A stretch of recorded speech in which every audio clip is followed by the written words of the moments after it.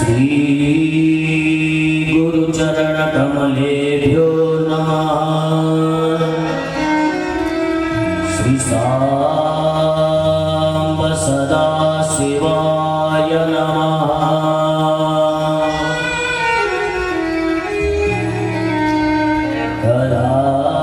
करातमाया लवकातमूर्ति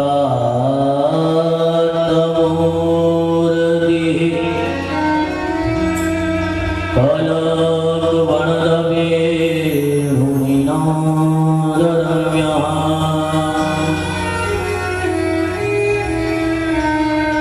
श्रीधोरदीव्याकुलयं श्रीलोकी श्रियेस्तु गोपी जनवल्लभो वः।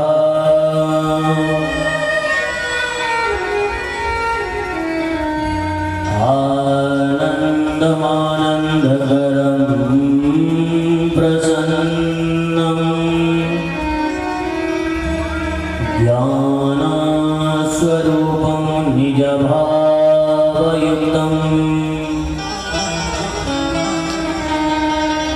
योगीन्द्रमीड्यं भवरोगवैद्यं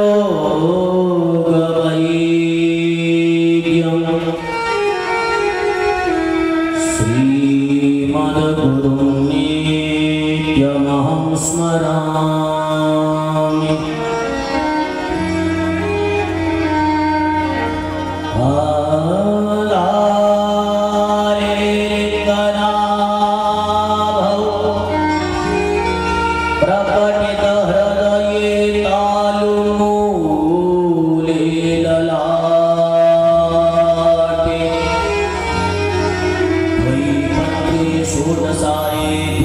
सदले द्वादशारधि चतुष्के वालान्ते बालमध्ये डभकटसहिते कंठदेशेश्वराणां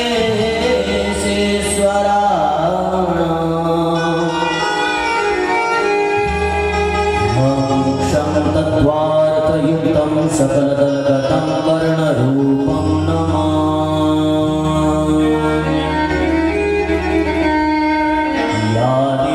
सर्वभूतेषु शक्तिरूपेण संस्थिता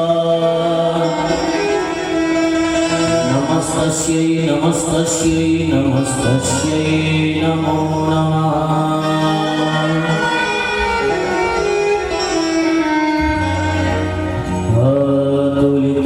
अतुलितबलरामं हेमशैलाभदेहं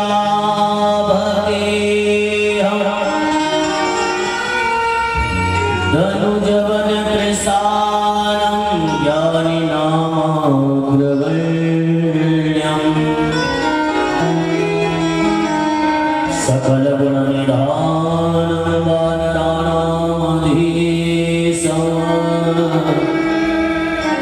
रघुपतिप्रियभक्तं वातजातं नमामि।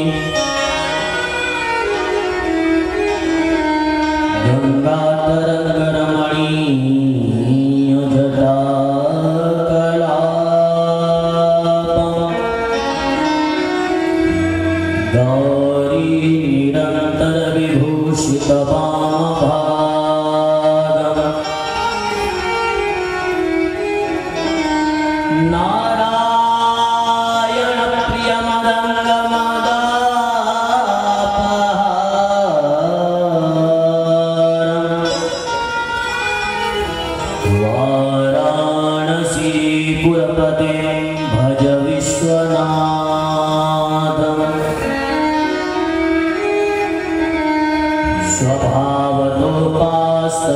स्वभावतोपास्तसमस्तदोष मशेषकल्याणगुणैकराशि व्यूहाङ्गिनं ब्रह्मपरम्परेण्यं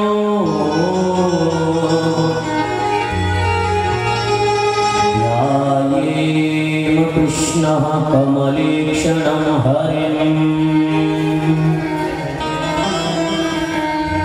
अम्बे तु वामे वृषभानुजा मुदा विराजमानम् अनुरूप सौभगाम् सखी सहस्रै परिसेविता सदा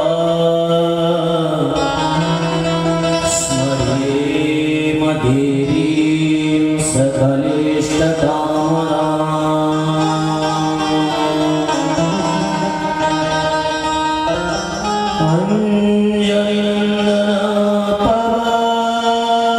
अंजलिर्पवनसुत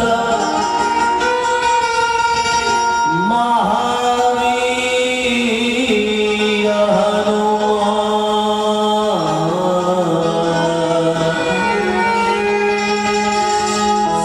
पावन यह शिव कथा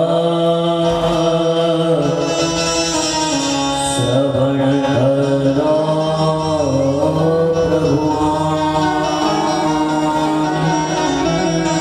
श्रवण करो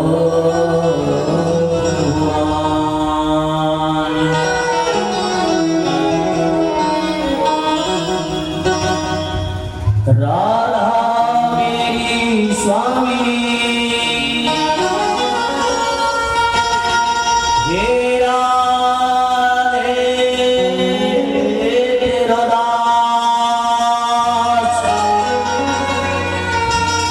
जन्म जन्म मोहि दीजियो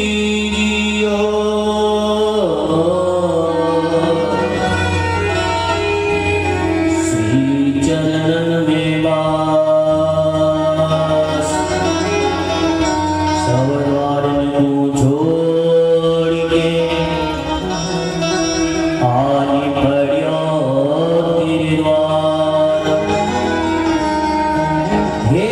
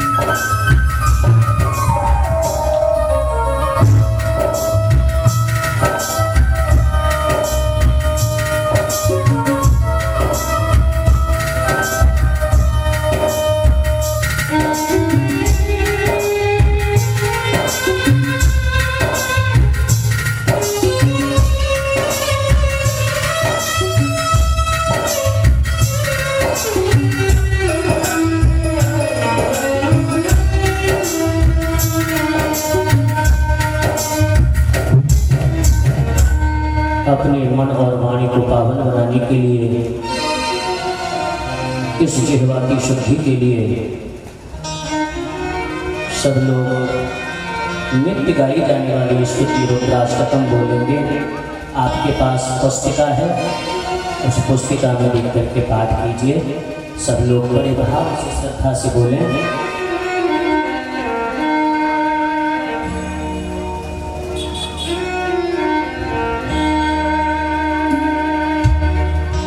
नमामि सविता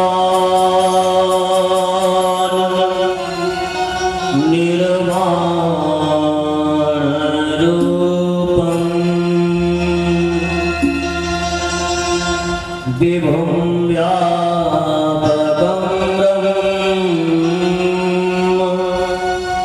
वेदस्वरूपम्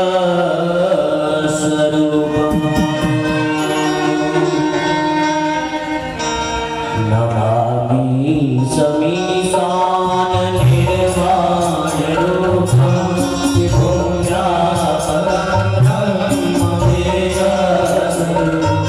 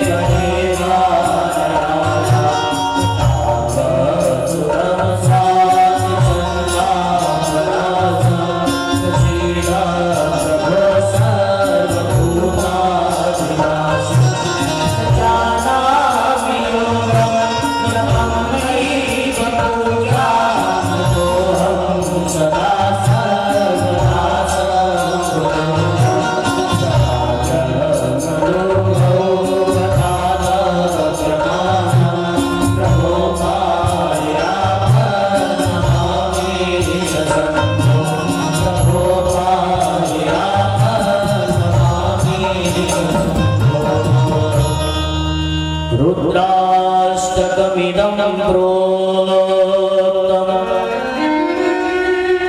विप्रेणारतोषये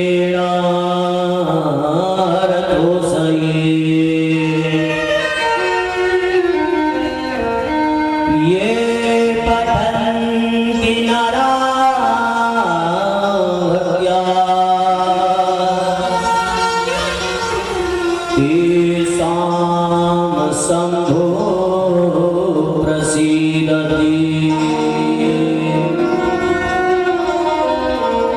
बोलिए शंकर भगवान की जय। श्री शिव महापुराण की। इस पावन ज्ञान गंगा में प्रवेश पाने की पात्रता पाने के लिए, इस जिह्वा की शुद्धि के लिए, वाणी को पवित्र करने के लिए हम सब लोग मिलकर भगवान सदाशिव भोलेनाथ का संकीर्तन करेंगे। सब लोग बड़े भाव से प्रेम से मिलकर के बोलेंगे। हे शिव शंकर शरण में तेरी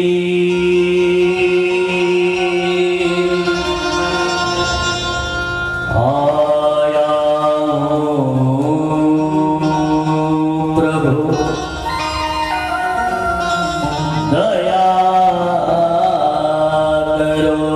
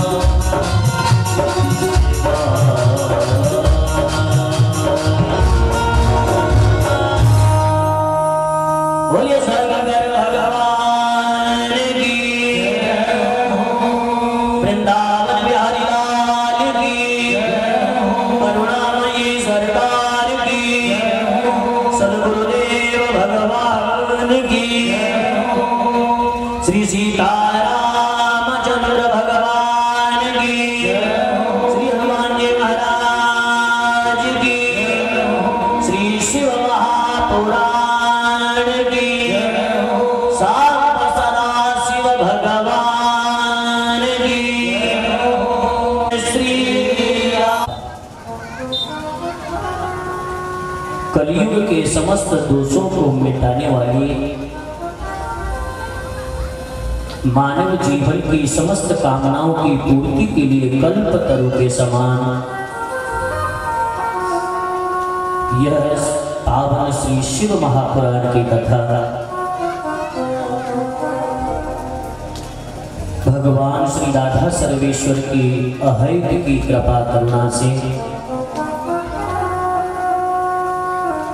अनंत बलवंत भगवंत श्री हनुमंत लाल जी की दिव्य प्रेरणा कृपा और आशीर्वाद से मेरे भोलेनाथ माता पार्वती के श्री चरणों में बैठकर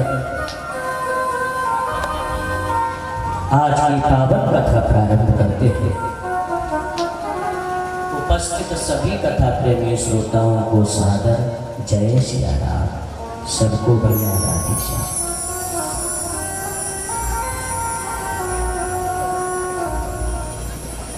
मेरे प्रभु प्रेमियों माताओं, भगवान भोलेनाथ की हम आप पर बड़ी कृपा है।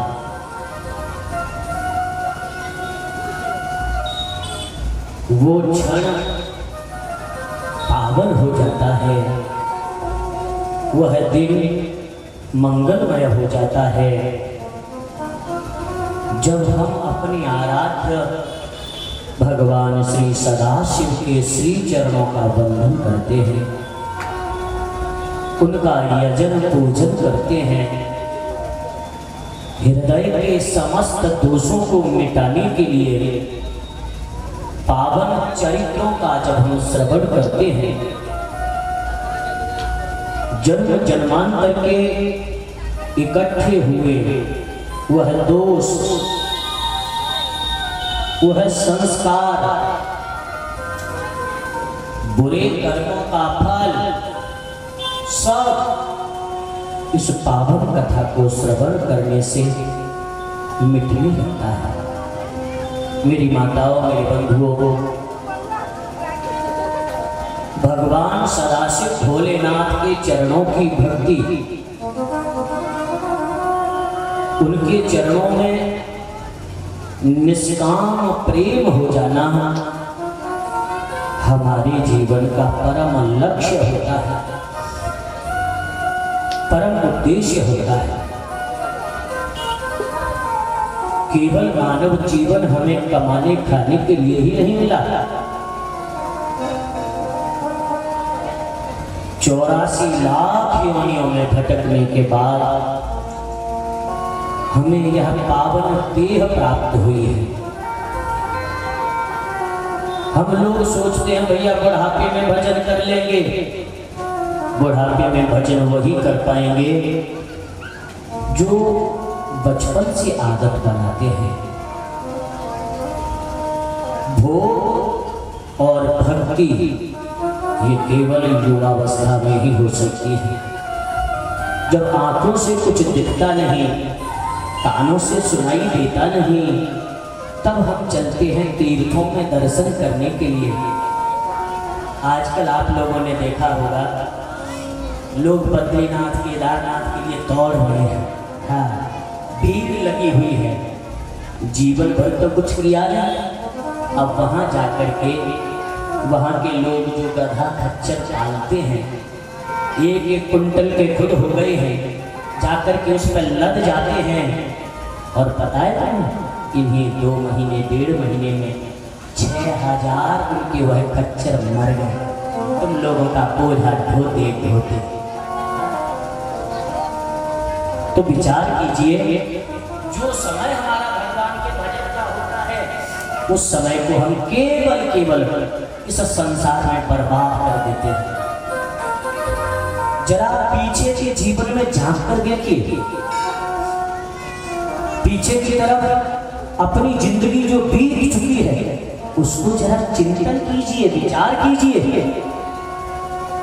कि ऐसे कितने दिन थे हमारे जिन दिनों में हमने कोई नेक काम किया, कोई अच्छा काम किया। नहीं तो हमारी वही दिनचर्या है, वही जीवन है। आदरणीय सज्जनों, मेरी माताओं, तो भगवान का भजन हम ये सोचकर छोड़ देते हैं कि बुढ़ापे में कर लेंगे। बुढ़ापे में भजन नहीं होता। क्यों? जनम जनम जतन कराही जनम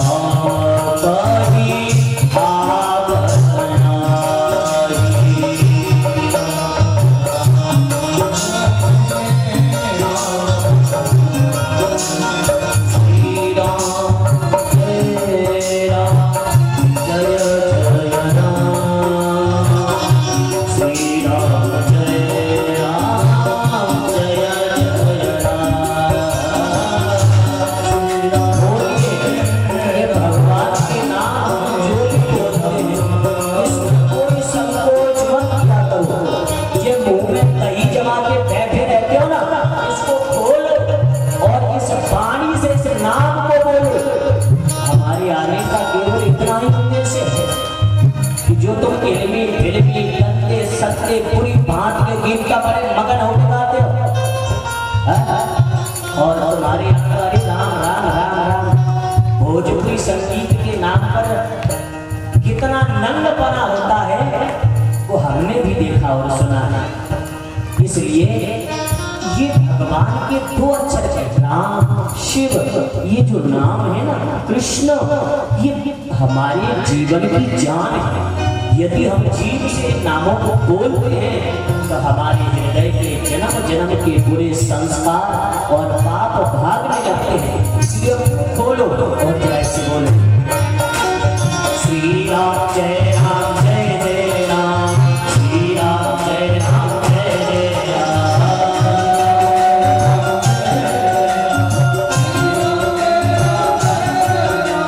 श्री राम जय राम जय जय राम,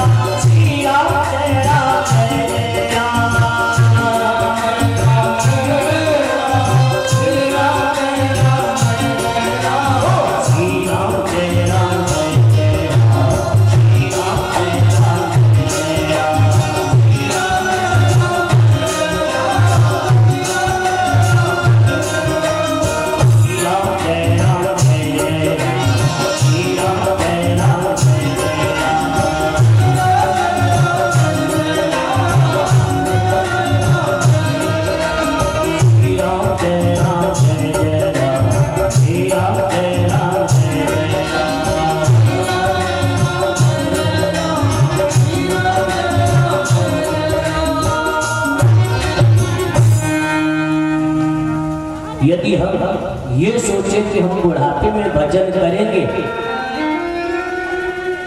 तो वास्तविकता तो ये है, कौमारे आचरे प्राज्ञ धर्मान भागवता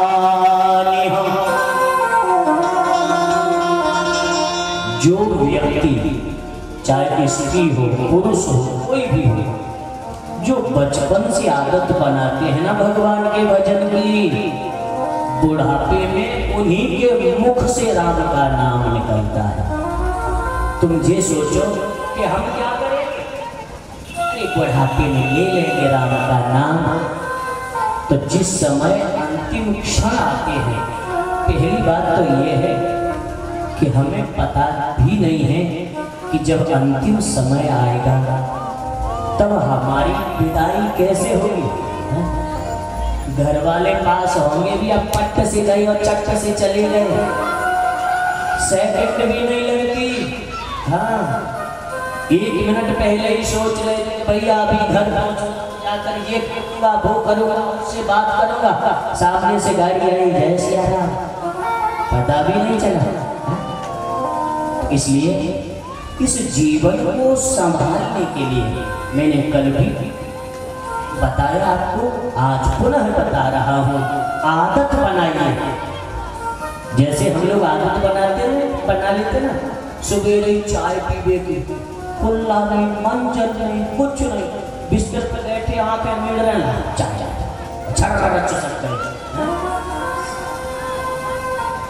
कुछ लोग तो इतने भले होते हैं कि उनकी तो आंखें ही नहीं खुलती। तो मैंने कहा तू कप आंखन में ही डाल ले भैया एक बार, रोज रोज खुलवे तो लग जाएगी। तो ये जो हम गलत आदतें तो जीवन में बहुत बना लेते हैं, अच्छी आदतें हम नहीं बना पाते। हमारा दिन रात केवल कमाने और खाने में जाता है, और फिर कहते हैं कि हमारे जीवन में दुख है, अशांति है। अरे दिवस गवाया खाई के, रात गवाई सोई,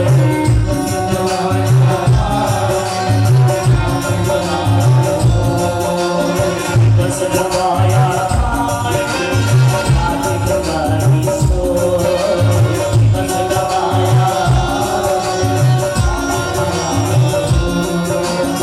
मेरा हरि के भजन बिना,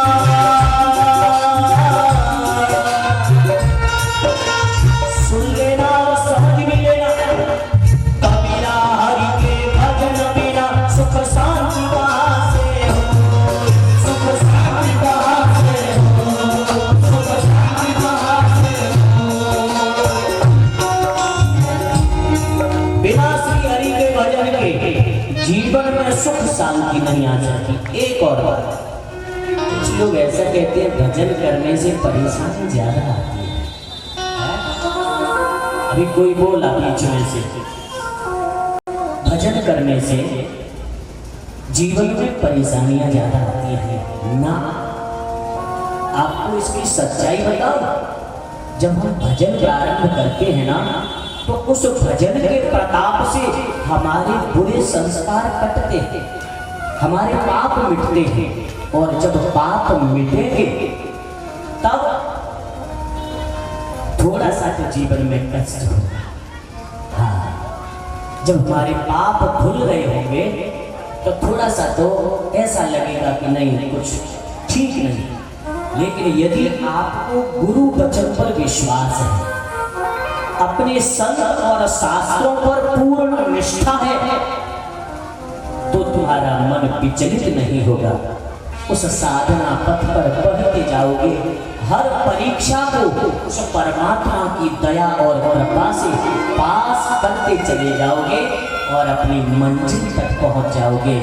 मेरे बंधु, हमारा तुम्हारा जीवन कैसा है, एक उदाहरण से समझाता हूं। ए भैया, सीताराम, इधर देख, मेरी तरफ, एक बनियान वाले इधर देख, प्रसाद नहीं मिलने दूंगा, कथा सुन, चेला बना लूंगा, तुझे वृंदावन ले जाऊंगा। हाँ, इसलिए अब खटपट मत करना, आगे बैठा है तो अगली बार हटा दूंगा यहाँ से, ठीक है? चुप बैठ के सुनो मेरी तरफ, सुनो। हमारा जीवन कैसा है? जिस प्रकार हम लोग कहीं जाने के लिए स्टेशन पहुंचते हैं, बहुत साधारण उदाहरण से समझा रहा हूँ, बिल्कुल दिमाग में बिठा लेंगे। जैसे हम स्टेशन जाते हैं, वहां पहुंचे, जिस समय हम स्टेशन पर पहुंचते हैं उस समय अनजानी भीड़ से हमारी मुलाकात होती है। वह हमारा परिचित कोई नहीं होता, संत समझाते भी चलता है। एक जीवन रूपी यात्रा यह जीवात्मा प्रारंभ करता है इस मानव रूपी देह के द्वारा। जब यह जीवात्मा इस लोक में आता है तब इसे नव द्वारे पूरे देही, 9 द्वार का यह एक महल रहने के लिए दिया जाता है, एक घर दिया जाता है। तो 9 द्वार का घर क्या है? ये हमारा शरीर है। इस शरीर में नव छिद्र होते हैं, इसलिए इसे नव द्वार पूरे देही कहा गया। ऐसे महल में, ऐसे घर में, यह जीवात्मा प्रवेश करता है और इसकी एक जीवन यात्रा प्रारंभ होती है। इसे पंच तत्व का यह शरीर मिला है, क्षिति, जल, पावक, गगन और समीर। इन 5 चीजों से ये तुम्हारा शरीर का निर्माण हुआ और शरीर के निर्माण के पश्चात जब मातृ गर्भ में यह जीव पलता है, आदरणीय सज्जनों, माता के गर्भ में जितनी तकलीफ इस जीव को होती है, ना भूतो न भविष्य की, इतना दुख पाकर हम लोग इस दुनिया में आते हैं, लेकिन भूल चुके हैं इसलिए हमें याद नहीं है। अब तुम खुद विचार करो, नन्हा सा जीव, ठीक है, माता के गर्भ में उल्टा लटका है, तुम 10 मिनट उल्टे रह सकते हो क्या? नहीं, लेकिन वो 9 महीने पेट में उल्टा रहता है और उसकी बड़ी कोमल त्वचा होती है, बहुत कोमल। उस कोमल त्वचा को उदर में जो कीड़े होते हैं वो कीड़े काटते हैं। न तो बोल सकता है न देख सकता है, केवल छटपटाता है। और यदि माता चटोरी हुई केवल चाटने में लगी रहती है, तीखा जब खाती है ना, तो इस गर्भस्थ शिशु की ऐसे जलन होती है, आग लग जाती है शरीर में। लेकिन माता को अपना स्वाद चाहिए, तो वो तो स्वाद के लिए समोसा, पकौड़ा, पकौड़ी या काका चाट रही है और वो अंदर अंदर छटपटा रहा है, बुरी तरह छटपटा रहा है, ठीक है। इस तरह जैसे तैसे करके उसकी यात्रा होती है और 7वां महीना प्रारंभ हो जाता है। जब 7वां महीना होता है तब वो 7वें महीने में इसको अपने पूर्व जन्म की स्मृति प्राप्त होती है। पिछले जन्मों में किस जन्म में कब क्या बने, गधा, घोड़ा, खच्चर, ऊंट, कुत्ता, बिल्ली, सूअर, सब बना करके फिर अंत में जाकर के गाय का जन्म मिलता है और गाय के बाद इंसान की योनि में, मानव की योनि में इस जीवात्मा को जन्म मिलता है।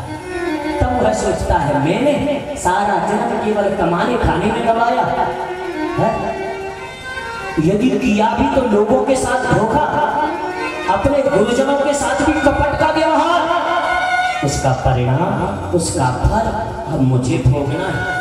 तब यह जीव इस परमात्मा से प्रार्थना करता है, उस परमात्मा से लगन लगाता है कि एक बार मुझे इस गर्भ से बाहर निकाल दो, उसके बाद इतना भजन करूंगा, इतना भजन करूंगा कि कभी मुझे इस आवागमन में पड़ना ही न पड़े।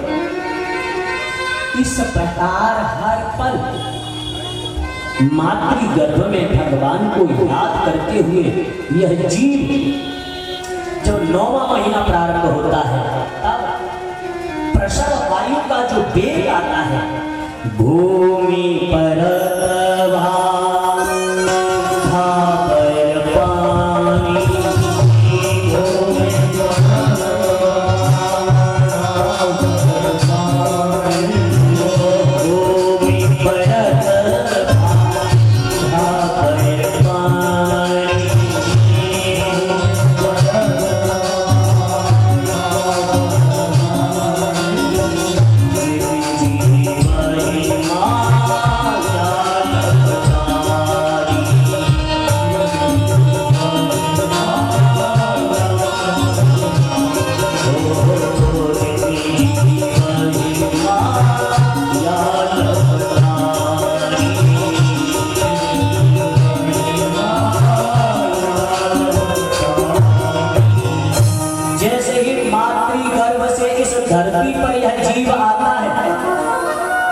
परमात्मा की उस प्रबल माया के आवेश में, आगोश में आ जाता है, संपर्क में आ जाता है। जो कह रहा था ना कि मैं जाते ही राम जपूंगा, भजन करूंगा, मातृ गर्भ से बाहर आते ही ये सब भूल जाता है और फिर ये रोना प्रारंभ कर देता है। जब तुम रोते हो, तुम्हें रोते देख करके यह दुनिया वाले खुश होते हैं, प्रसन्न होते हैं। लड्डू बटते हैं, मिठाइयाँ बटती हैं, भैया बंदूकें लोग चलाते हैं। तो मेरे बंधुओं मेरी माताओं, इस प्रकार की एक जीवन यात्रा इस जीव की प्रारंभ होती है। अब जिस प्रकार हम स्टेशन पर पहुंचते हैं वहीं आ जाए, उस समय कोई भी हमारा परिचित वहां पर नहीं होता। ठीक उसी भांति हम जब इस संसार में आते हैं तब भी हमारा कोई नहीं होता। सबसे पहला परिचय हमारा होता है हमारी माँ से। हमारी माँ धीरे धीरे हमारा परिचय उस संसार से कराती है, संसार के लोगों से कराती है। बेटा, ये तुम्हारे पिताजी हैं, ये तुम्हारे चाचा जी हैं, ये तुम्हारा भाई है, ये बहन है, ये परिवार के लोग हैं। फिर धीरे धीरे धीरे करके हम उन रिश्तों में उलझते चले जाते हैं। प्रभु प्रेमियों, जैसे ही हमने ट्रेन की बोगी में प्रवेश किया, ध्यान से सुनो भैया, तुम बच्चों को हटाओ यहाँ से, चल किसके हैं हटाओ यहाँ से, जल्दी सुनिए। सीताराम, चलिए पीछे लाओ, पीछे लो, चलो।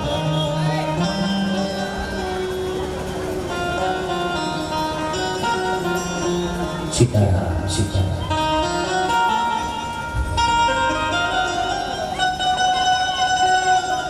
दरअसल इन्हीं सब चीजों को तो हम समझाने आए हैं कि जो चीज हम बचपन से बच्चों को सिखाते हैं वो आजीवन उनके जीवन में रहती है। बचपन में तो हम कुछ सिखाते नहीं, सिखाते भी है तो पता है क्या, जब बच्चे कहते ना कि परिवार के किसी व्यक्ति ने मुझसे ऐसा कहा, तुम एकांत में ले जाके बोलेगी, देख अब तो तूने सुन लिया, अगली बार से सुनना मत, मुंह पर मार के आना। हाँ, ये कोई और नहीं सिखाता, जी हाँ। और फिर वो बच्चा जाकर के जब लड़ाई झगड़े तड़पने शुरू करता है ना, फिर आता है बाबा जी शिवराज की तरफ से परेशान। सही बता रहा हूँ, आज मुझे यहाँ आए हुए 9वां दिन है। तुम्हारे समाज के जितने लोग मुझे मिले हैं यहाँ के, एक एक परेशानी लेकर आए हैं मेरे पास। बच्चा पढ़ता नहीं है। पहली चीज, जब तक तुम खान पान नहीं सुधारोगे, जब तक तुम लोग मांसाहार बंद नहीं करोगे, तुम्हारी संतानों को कोई नहीं बना सकता। मेरी तो चली क्या, मैं तो छोटा सा 250 ग्राम का आदमी, स्वयं 4 मुंह के ब्रह्मा भी कर आए ना, तो भी तुम्हारा कल्याण नहीं कर सकते, किसी का भी कल्याण नहीं होगा। ऐसे ही सड़ सड़ के मर जाओगे, क्लेशों में दुखों में दुखी रहोगे। एक परेशानी हटे दूसरी परेशानी तुम्हारी खोपड़ी पर चढ़ जाएगी, और जीवन भर बस भगवान के नाम का सहारा लेकर के हमने पूजा कर ली, अपने मन के धनी बन जाओगे। होता कुछ नहीं है, वो सब बेकार है। जब तक तुम जीव हिंसा बंद नहीं करोगे, जीवों को मार के खाना नहीं छोड़ोगे, तब तक कोई भी तुम्हारा भला नहीं कर सकता।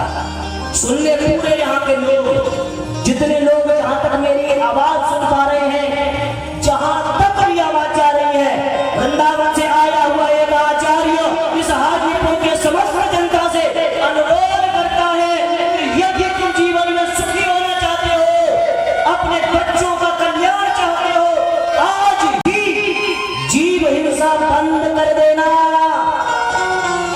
तुम्हारे लिए परमात्मा ने जो व्यवस्था करी है उसके अनुसार अपना पेट भरो। अभी मेरे देश में अन्न की कमी नहीं हो गई, दूध दही की कमी नहीं हो गई, जो तुम छोटे छोटे मासूम चीजों को भी मार के खा जाते हो और फिर मेरे पास आते हो। अरे राम राम, मुझे छूने में भी घिन आती है।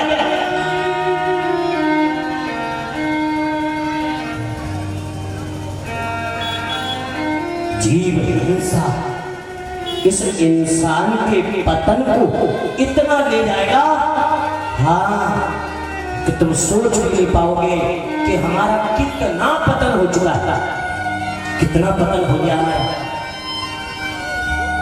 अरे राम राम राम, लोग कहते हैं महाराज हमें इसमें स्वाद आता है। अरे रे रे रे, सही बात तो ये है, मैंने एक रिसर्च पढ़ी उसमें लिखा था कि इसमें कोई स्वाद होता ही नहीं, बिल्कुल निर्गंध, दुर्गंध तो होती है उसमें, लेकिन उसमें कोई चीज नहीं होती ऐसी कि जिसको तुम स्वाद का या किसी भी चीज का नाम दे सको। उसमें ये तुम इतनी इतनी मिर्चें झोंक के यानी कौन कौन से मसाले डाल के उसको ऐसा बनाते हो ताकि ये तुम्हारे इसमें चला जाए शमशान में, क्योंकि तुम्हारे पेट तो है ना, जीव हिंसा करने वाले का पेट नहीं होता, उसका शमशान होता है। मरने के बाद कहाँ लेके जाया जाता है? मरी देह को शमशान में, और तुम खुद शमशान बने बैठे हो, कल्याण चाहते हो, कभी नहीं, किसी कीमत पर नहीं, कभी नहीं होगा तुम्हारा भला जब तक तुम जीव हिंसा नहीं छोड़ोगे। तो आदरणीय सज्जनों, यदि अपने संतानों का तुम कल्याण चाहते हो, इनकी सद्बुद्धि चाहते हो, तो मैंने पहले बताया था जो चीजें हम खाते हैं उनसे हमारी बुद्धि बनती है। कैसे हो जाएगी तुम्हारी बुद्धि सही? मतलब ही पैदा नहीं होता। इसलिए जब यह जीव इस संसार में आता है, आकर के इसके परिवार का जैसा वातावरण होता है, उस वातावरण में यह जीना प्रारंभ कर देता है। जैसे स्टेशन पर पहुंचे, ट्रेन की बोगी में हम घुसे, कोई नहीं हमारा परिचय, बैठ गए, अपना सूटकेस रख लिया, सामने जो बर्थ पर आती है, भैया कहाँ जा रहे हैं? मथुरा जा रहे हैं। हम भी वहीं जा रहे हैं। धीरे धीरे करके बातें होने लगती हैं, और ये रोज का बातें होते होते थोड़ी देर में ही भोजन का समय हो गया। तो भैया हम भी अपना पानी लगे, वो अपने घर से लाया है, इसमें से थोड़ा ले लो, और इस तरह से एकदम से ऐसी मैत्री जैसी हो जाती है कि भैया मैं बाहर जा रहा हूँ तो तुम मेरे सामान को देख लेना, तुम जाओगे तो मैं देख लूँगा। ऐसे एक दूसरे का सहयोग करते करते हमारा सफर प्रारंभ होता है। यही तो मेरा जीवन है। जब इस संसार में आया, माँ मिली, माँ ने पिता से मिलाया, भाई बंधुओं से मिलाया, उनके सहारे रहते रहते मेरी जिंदगी की गाड़ी पटरी पर दौड़ने लगी, और तब तक हमारी एक सह यात्री का स्टेशन आ गया, हमारे परिवार के किसी बुजुर्ग व्यक्ति का स्टेशन आ गया, और वो वही उसी स्टेशन पर उतर के चले गए। कुछ देर के लिए हमें ऐसा लगा कि यह सीट खाली हो गई, लेकिन नहीं, अगले ही स्टेशन पे वो फिर भर जाएगी। क्यों? हमारा विवाह हो गया, पत्नी आ गई, अब जो कमी थी वो पूरी हो गई, एक सदस्य और बढ़ गया। फिर धीरे धीरे एक एक सदस्य पुराना खत्म होता जाएगा, चलता जाएगा, और नए सदस्य हमारी जिंदगी में जुड़ते चले जाएंगे। हमारे बच्चे होंगे, उनके बच्चे होंगे, फिर इस प्रकार हमारी आसक्ति उनमें होती चली जाएगी, होती चली जाएगी, होती चली जाएगी, और एक दिन हमारा भी स्टेशन आ जाएगा। अब जब हमारा स्टेशन आ जाएगा तो न तो कोई तैयारी है, न हमने अपना सामान उठाया है, ये सामान को संभाल के रखा है, सब ऐसे तैसे इधर उधर सब पड़ा हुआ है। फिर क्या होगा? घबराहट। हाँ, फिर हम घबराएंगे। तो जब घबराएंगे, लेकिन होना कुछ नहीं है, जो पूर्व निश्चित है, उसी क्षण जैसे ही तुम्हारी सांस पूरी होगी, एक एक सांस गिनती की होगी है, हाँ, जैसे ही सांस पूरी हो गई, और यदि इसके बाद नहीं है तो वो लौट के नहीं आएगी। और जय सिया राम। इसलिए मानव है तू मुसाफिर, दुनिया है धर्मशाला, संसार क्या है सपना, वो भी अजब वाला।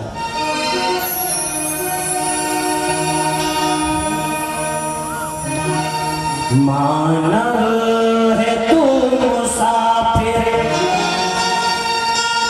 मानव है तू मुसाफिर, दुनिया है धर्मशाला, संसार